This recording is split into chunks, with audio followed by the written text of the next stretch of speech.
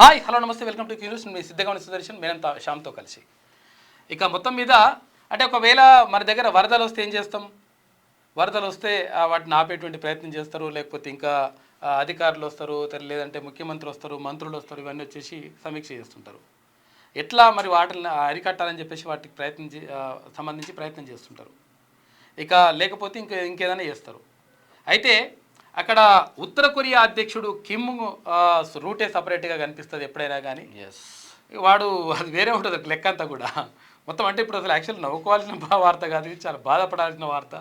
అయితే ఏమైందంటే అసలు యాక్చువల్గా అక్కడ ఉత్తర కొరియాలో వరదలు వచ్చినాయి కాబట్టి వరదలను ఆపలేదని చెప్పేసి అక్కడున్న అధికారులకు 20 నుంచి 30 మందికి మరణశిక్ష చేసేసినట్ట మనోడు.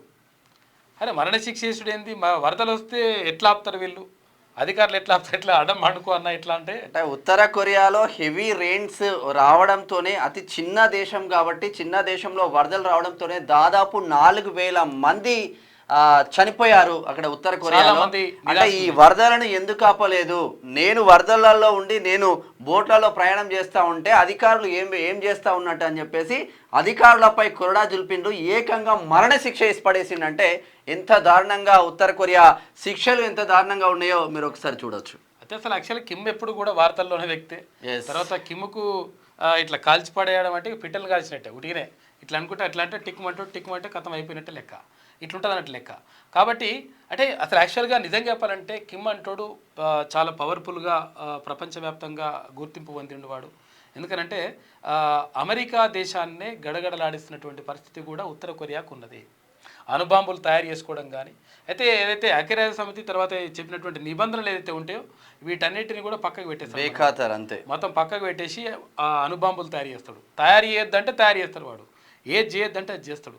కాబట్టి అక్కడ ఉత్తర కొరియాలో జరిగినటువంటి ఏదైతే వరదలకు సంబంధించి జూలై ఆగస్టులో జరిగినటువంటి వరదలకు సంబంధించి చాలా వరదలు వచ్చేసిన తర్వాత చాలామంది కొట్టుకుని పోయినరు, చాలామంది నిరాశ్రయులు అయినరు, 4,000 మంది పైగా మరణించిండ్రంట. దీంతో కిమ్ ఒక ప్రత్యేకమైనటువంటి ఆదేశాలు జారీ చేసిండు. ఎవరైతే ఈ వరదలు ఆపలేదో ఆ ఆపనటువంటి అధికారులు ఎవరైతే ఉన్నారో వాళ్ళని చంపేయండి అని చెప్పేసి వాళ్ళకు ఆదేశాలు జారీ చేసిండు. అంటే మరి కిమ్ ఇది ఒక్కసారే చేసిండా అంటే చాలాసార్లు కూడా ఇటువంటి కథలన్నీ కూడా పడుకుంటూ వచ్చింది మనోడు. అంటే ఇదే కాదు, అవినీతి ఆరోపణలు ఎదుర్కొంటున్నటువంటి వాళ్ళు, తర్వాత అక్రమాలు చేసినటువంటి ఆరోపణలు ఎదుర్కొంటున్న వాళ్ళు ఎవరైతే ఉంటారో వాళ్లకు కూడా గతంలోనే చాలామందికి మరణశిక్ష వేసినట్టుగా మనకు వార్తలు వచ్చినాయి. అసలు యాక్చువల్గా అధికారికంగా ఇది ఇప్పుడు ఈ వరదలకు సంబంధించినటువంటి అధికారులని చంపేయమని చెప్పేసి ఆదేశించినట్టుగా ప్రకటించినప్పటికీ అనధికారికంగా అప్పుడు క్లియర్గా ఈ ఆదేశాలు జారీ చేసిండు అక్కడ కిమ్. అంటే అక్కడికి ఇక్కడికి ఒకసారి మీరు వ్యత్యాసం చూడండి. ఉత్తర కొరియాకు భారతదేశానికి వ్యత్యాసం చూస్తే అక్కడ కేవలం ఆ వరదలు వచ్చి వరదలలో ప్రజలు చనిపోతూ ఉంటే అధికారులకు ఉరిశిక్ష వేసిన, మరణశిక్ష విధించిన కిమ్ను చూస్తూ ఉంటాం. ఇక్కడ భారతదేశంలో ఎస్పెషల్లీ మన తెలంగాణ, ఆంధ్రప్రదేశ్లో ఈ మధ్య కాలంలో వరుసగా వరదల ఉధృతికి ఇటు మున్నేరు వాగు కావచ్చు, అక్కడ అటు బుడమేరు వాగు కావచ్చు, పెద్ద ఎత్తున 2 రాష్ట్రాలలో వరదలతో ఎంతోమంది చావు బ్రతుకుల మధ్యలో కొట్టుమిట్టాడుతూ ఉన్నారు. చాలామంది చనిపోయారు. మరి ఎందుకు ఒకవేళ కేంద్రమో రాష్ట్ర సర్కారో వచ్చే గ్రాంట్లు కూడా వీళ్ళు సగం జేబులోకి మింగి సగం ప్రజలకు పంచుతారు. అంటే వ్యత్యాసం చూడండి. వరదలల్లో కూడా మనోళ్ళు రాజకీయం చేసి డబ్బులు సంపాదించుకునే ఘనపార్టీలు మన భారతదేశంలో కోకోలలుగా ఉన్నాయి. అయితే విషయం ఏంటంటే యాక్చువల్గా వరదలు అంటే ప్రకృతి విపత్తును ఆపడం ఎవరి తరం కాదు. కాకపోతే ఏంటంటే ముందస్తు చర్యలు చేపట్టాల్సినటువంటి బాధ్యత, అవసరం అధికారుల పైన ఉంటుంది. అయితే ఇక్కడ మరి ముందస్తు చర్యలు ఏం చేపట్టాలి? వరద లేకుండా ఆపుతామా ఏమన్నా, లేకపోతే అడ్డం పండుకోవాలన్నా అంటే అట్లేం కాదు.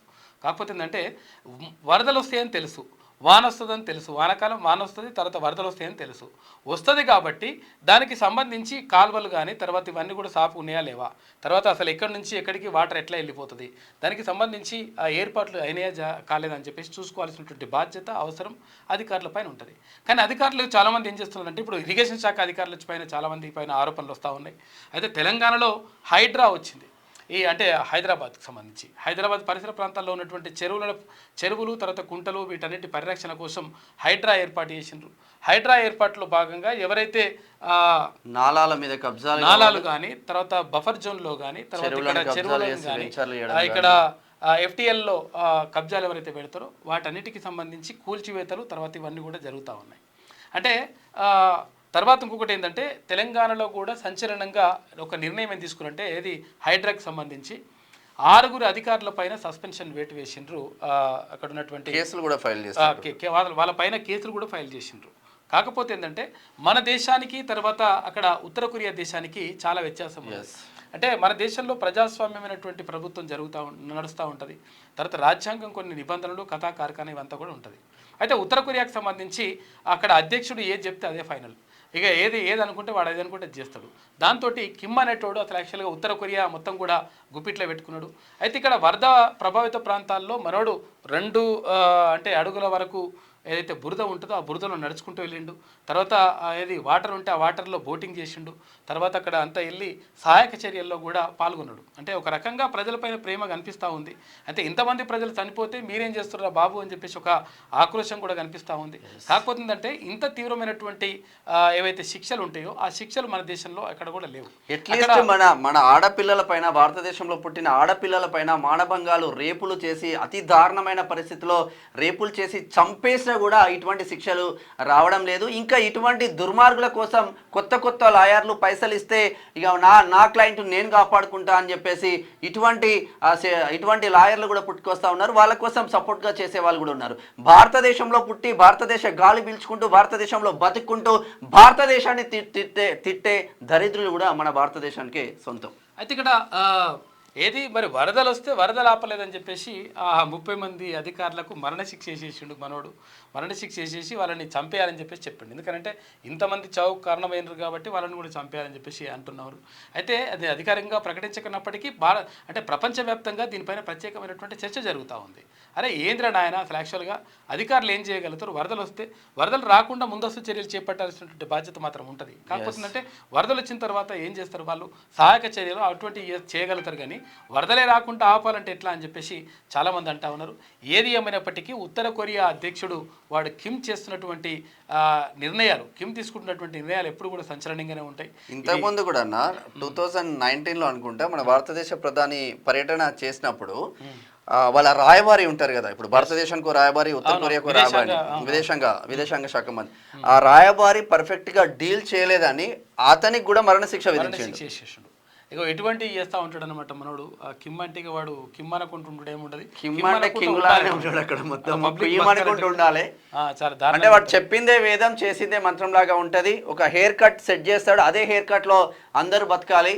తేడా వచ్చి నేను నువ్వేంద్రాబాయ్ చెప్పేదని డిఫరెంట్గా పెంచుకున్నాం అనుకో, ఈ చాలు ఇక్కడికి లేసిపోతారు. కాబట్టి అంటే అక్కడ అంటే కిమ్ అక్కడ ఏది అధ్యక్ష తరహా అక్కడ రాజకీయాలు ఉన్నాయి. తర్వాత ఇంకోటి ఏంటంటే వాడు దానికి మొత్తం కూడా పూర్తిగా అధికారం వాంచే సొంత వాళ్ళని చంపిన రోజులు కూడా ఉన్నాయి.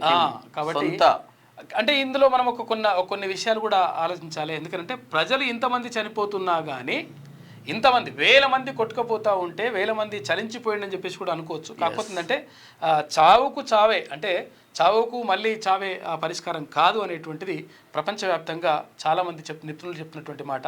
అది దానికి కిమ్కి అయితే వాడికి వర్తించదు. వాడు చూపు అంతా వేరే డిఫరెంట్ ఉంటుంది లెక్క. ఇది లైక్ చేయండి.